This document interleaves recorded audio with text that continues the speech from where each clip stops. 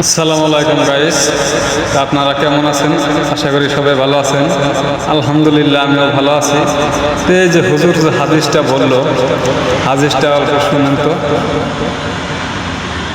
হযরত শের খুদা আলীর কাছে কেউ একজন জিজ্ঞেস করলেন, হুজুর আপনি তো সবচেয়ে বড় পালোয়ান, আপনার মতো আপনি তো হায়দারে কাররার, লা ফাতা ইল্লা আলী, লা সাইফ ইল্লা জুলফিকার। আপনি তো সেই ব্যক্তি যার কাছে জুলফিকার আছে, আল্লাহর দেওয়া দুই নখের তলোয়ার আছে, আপনার থেকে তো শক্তিশালী কেউ নাই। হায় হায় হায়, এই হাদিসটা যতবার পড়ি চোখ দিয়ে পানি পড়ে যায়। আমার শের খুদা আলী বলছেন, না না, আমার থেকেও বড় সাহসিকতার মনুষ্যত্বর প্রকাশ পেয়েছে এরকম ব্যক্তিত্ব জমিনে আছে। বলছে, কি বলেন হুজুর, কে? বলে, আমার সাহাবায়ে রাসূলদের মধ্যে প্রধান খলিফা আমার নবী আবু বকর সিদ্দিক রাদিয়াল্লাহু তাআলা। সুবহানাল্লাহ। সিদ্দিক আকবর তিনি একদিন খাবার খাচ্ছিলেন, আবু জাহেল সবাইকে উল্টাপাল্টা বলা শুরু করলেন। কাবা শরীফের মধ্যে স্ট্যাচু মূর্তি ছিল, বলতেছে, এই মক্কার কোরাইশ বংশধররা সবাই শুনো, মুহাম্মদ আরবি এসে বলতেছে আমাদের মূর্তি, আমাদের খোদার নাকি কোনো ক্ষমতা নেই, সে নাকি কিছু দিতে পারবে না, আমাদের মূর্তিকে ভাঙার পরিকল্পনা চলছে, তোমরা কই? আবু জাহেল যখন সবার মধ্যে উল্টাপাল্টা বিষয় ছড়িয়ে দিল, সমাজে এখনো এই সমস্ত ব্যক্তিগুলি আছে যারা একজনের সাথে আরেকজনের প্যাচ লাগায় দেয়। ওই জামানা আবু জাহেল, এরা হলো আবু জাহেলের উত্তরসূরি, আর যারা প্যাচ খুলে দেয় তারা বুঝবেন আবু বকরের উত্তরসূরি, ঠিক না? তো যখন প্যাচ লাগাই দিল, সবাই এসে আমার নবীকে একসাথে জড়ো করে ধরলো, ইয়া মুহাম্মদ, আপনি কি এগুলো বলেছেন? আমার নবী বলেন, হ্যাঁ বলেছি। আপনি বলেছেন যে আমাদের মূর্তি লাত মান্নাত উজ্জাত এগুলো কোনো ক্ষমতা নাই? বলে, না, ক্ষমতা নাই, তাদের কোনো চেয়ার বোধ নেই, তাদের কোনো হিসাব নেই, হ্যাঁ না কিছুই বলতে পারে না, তারা দিতেও পারে না, নিতেও পারে না। নবীজি যখন স্বীকার করলেন, সাথে সাথে তারা আঘাত করা শুরু করলো, নাউজুবিল্লাহ। আমার নবীকে যখন আঘাত করছে উম্মত, সে নবী এই উম্মতের জন্য কত কষ্ট করেছে। এখনো মদিনা শরীফে রব্বি হাবলি উম্মতি বলে কাঁদছেন আপনার আমার জন্য। এই মুহূর্তে কেউ কাঁদছে না, কেউ না। যতক্ষণ পর্যন্ত আপনার কাছে পকেটে মাল আছে, টাকা আছে, দুনিয়া আপনাকে সম্মান করবে, এরপর দুনিয়া আপনাকে ভুলে যাবে। আপনি বিছানায় পড়ে যান, 10 দিন অসুস্থ থাকলে 15 দিনের দিনে তাড়াতাড়ি হসপিটাল নিবে, অক্সিজেন দেওয়ার চেষ্টা করবে, আপনাকে সুস্থ করার জন্য ব্যস্ত হয়ে পড়বে। আপনি যদি সুস্থ না হন, তারপরে কোনো এক ঘরে গিয়ে আপনার পরিবার, আপনার রক্ত, যাদের জন্য 1 টাকা ইনকাম করতে 10টা মিথ্যা বলেন, 10টা মিথ্যাকে ধামাচাপা দেওয়ার জন্য 100টা মিথ্যা বলেন, ওই আপনরা আলাদা ঘরে গিয়ে আল্লাহর কাছে দোয়া করবে, আল্লাহ আমার এই আওলাদকে, আমার মা বাবাকে, আপনার পরিবারকে আল্লাহ নিয়ে যাও। আপনার মৃত্যুর জন্য দোয়া করবে। এ হলো দুনিয়ার রিশতেদারি, এ হলো আসফালা সাফিলিন বলা হয়েছে। ইল্লাল্লাযীনা আমানু ওয়া আমিলুস সালিহাত, ঈমানদার আর সলিহিন বান্দাদের কোনো টেনশন নাই। ফালাহুম আজরান গায়রু মামনুন। আমার আল্লাহ বলতেছেন, আজার পেতে থাকবে, সর্বদা পেতে থাকবে। আমি আল্লাহ তার জন্য পুরস্কার রেখেছি। ভাইরা আমার, যখন আমার নবীকে রক্তাক্ত করছিল কাফের মুশরিকরা, কেউ একজন বলল, আবু বকর ঘরে ছিলেন, নাস্তা করছিলেন, বলতেছেন, আবু বকর তোমার নবীর উপরে হামলা হয়েছে। আবু বকর কোথায় টুপি, কোথায় কি, সবকিছু ছেড়ে দৌড়ায় গেলেন। দৌড়ায় গিয়ে আমার নবীকে জড়িয়ে ধরলেন, সমস্ত মার নিজের গায়ের মধ্যে নিচ্ছেন। ওই সময় জুতো ছিল খরমের কাঠের জুতা, ওই জুতা দিয়ে, চামড়ার জুতা দিয়ে তেনার মাথার মধ্যে, কাফের আবু বকর সিদ্দিকের মাথার মধ্যে আঘাত করতে লাগলেন। আবু বকর সিদ্দিক বলে, জালেম, যিনি তোমাদেরকে এক খোদার দিকে নেওয়ার জন্য, হেদায়েতের জন্য এসেছে, যিনি তোমাদেরকে নাজাতের জন্য, হেদায়েতের জন্য নিয়ে পেগাম নিয়ে এসেছেন, তেনাকে জুলুম করছো। জালেম, জুলুম করো না। আমার নবী তোমাদের জন্য কোনো ক্ষতিকারক কিছু নিয়ে আসে নাই, তিনি তো শাফিউল মুজনিবিন রাহমাতুল লিল আলামিন, তেনাকে কেন কষ্ট দিচ্ছ?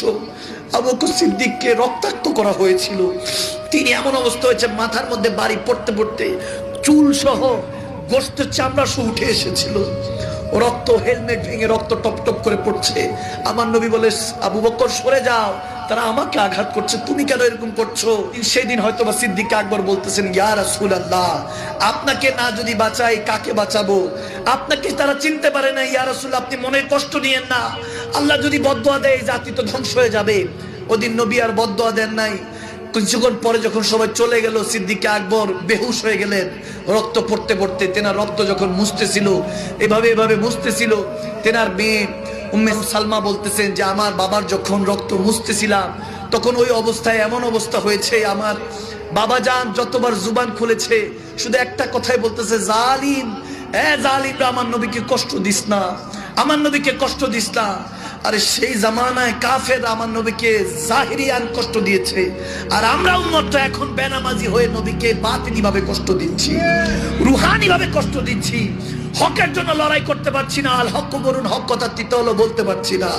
এখন দেশের টাইমে 10-টা খাই, সুদ ঘুষ হারাম জিনিসটাকে হালাল বানিয়ে চলছি আমরা। এখন মিথ্যা কথা আমাদের অভ্যাসে পরিণত হয়েছে। চগলখড়ি, ক্রিটিসাইজ, অন্যের সমালোচনা আমাদের পারফিউম হয়ে গিয়েছে, আমাদের খুশবু হয়ে গিয়েছে, জামা কাপড় হয়ে গিয়েছে। এখন অন্যায়, অবিচার, হারাম কাজ আমাদের পোশাক আশাক হয়ে গিয়েছে। ভাইরা আমার, সেদিন সিদ্দিক আকবর তো বাঁচিয়েছেন, এই জামানে আমার নবীকে কে বাঁচাবে? জামান নবীর কলিজার মধ্যে যখন উম্মতের কষ্ট গুনাহগুলি দেখে আমার নবীর কলিজার মধ্যে যখন কষ্টগুলি লাগে, তখন আমার নবীর কেমন হাল হয়। মাঝে মাঝে চিন্তা করি, ইয়া রাসূলুল্লাহ, আপনার উম্মতকে হেদায়েতের পথে আনতে পারছি না আমরা। কিছু কিছু ইল্লা মাশাআল্লাহ চলে আসতেছে।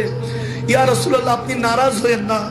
আমার বিশ্বাস মদিনাওয়ালা আপনার প্রেমটা যদি একবার চেরাগটা জ্বালিয়ে দিতে পারি, আল্লাহর পক্ষ থেকে যদি হেদায়েতটা চলে আসে, ইনশাআল্লাহ আপনার যুবকরা, আপনার যুবক উম্মতরা একদিন আপনার পথে আসবে ইনশাআল্লাহ। তারা আবার নামাজি হবে, আবার পুরি বাড়ি দাস্তানকে ঘুরিয়ে নিবে, আবার আপনার পথে চলবে, সিরাতুল মুস্তাকিম পথে চলবে। আমার বিশ্বাস মাহদী আলাইহিস সালাম আসার আগে আবার আমার নবীর উম্মতরা, আল্লাহর বান্দারা আবার সজাগ হবে। মাহদী আলাইহিস সালাম এসে সেই নেতৃত্ব দিবে। নাসরুম মিনাল্লাহ ওয়া ফাতহুন কারীম। ইনশাআল্লাহ মুসলমানদের বিজয় একদিন না একদিন আসবে, আসবেই।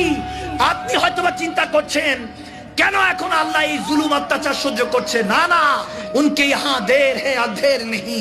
তিনি দিবেন ঠিকই, হয়তো দেরি হচ্ছে, দেরি হতে পারে, কিন্তু তিনি দিবেন ঠিকই। ভরসা রাখুন, ইত্তাকিল্লাহ, আল্লাহকে ভয় করুন, ফাত্তাকুল্লাহ মাস্তাতাতু। রূহ দিয়ে, জিসম দিয়ে আল্লাহকে ভয় করে ডাকতে থাকুন। একদিন তিনি আপনার ডাক শুনবে।